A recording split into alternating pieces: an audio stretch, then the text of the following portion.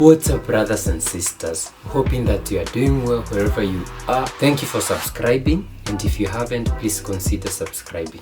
So today, I don't know if we should celebrate Uganda again, or we should cry for Uganda or pity them, because the US has decided to remove Uganda and other 3 African countries from the Agoa. That is Uganda, Central African Republic, Niger and Gabon.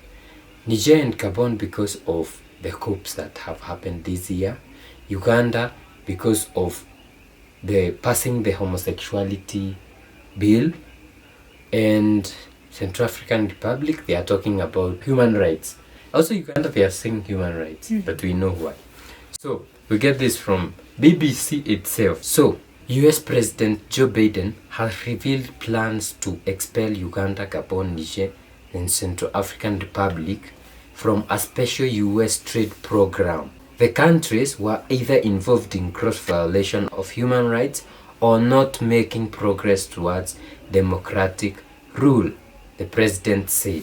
So this Agoa is a African Growth and Opportunity Act, was started in 2000, and what it does is it gives some countries in Africa free access to American market. So African products are able to be taken to the US without tariffs, tariff free. Is it really free? Yeah, it's free. So it becomes easier for Africans to take their products to the US.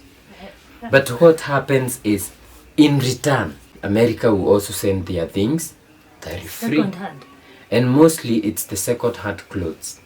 And what happens is, for example, in 2017, Kenya at some point decided to ban the second-hand clothing from the US.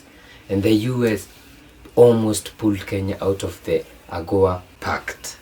And we know only Rwanda in East Africa has managed to do so. And in August, you remember Museveni banned import of second-hand clothes into Uganda. So that's one thing. But imagine if they pull out the Agoa agreement, it means that you are also not allowed to take your products to the US. Why would you allow them to bring them back? So Museveni banned the import of second-hand clothes in August. And now they have promised to pull out Uganda out of the Agoa Trade Agreement.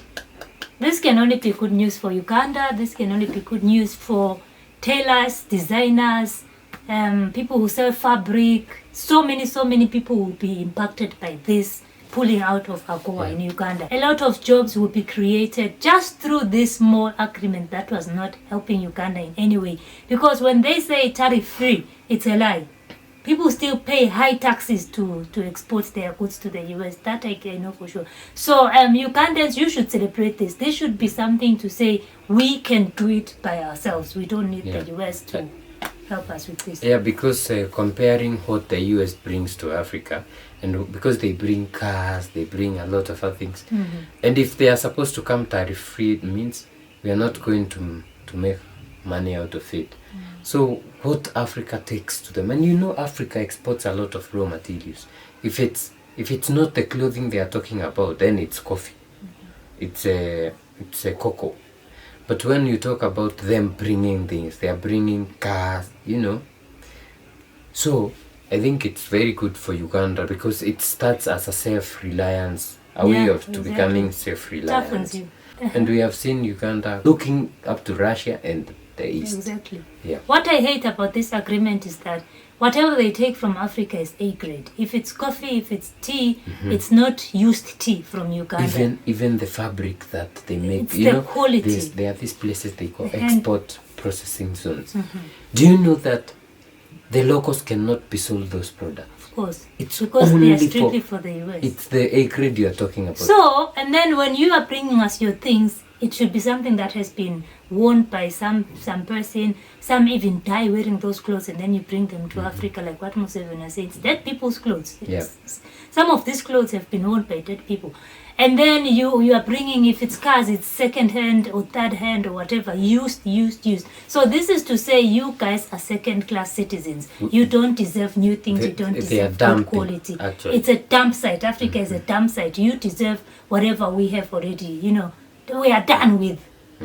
Take that, eat that, the crumbs, whatever. And we have been allowing these things to happen to us. And it's more things like wearing, taking in second-hand clothes, taking in second-hand, to say we are second-class citizens. And Museveni, kudos to you for being bold on this one. One thing, he protected the culture of Uganda by rejecting LGTB+.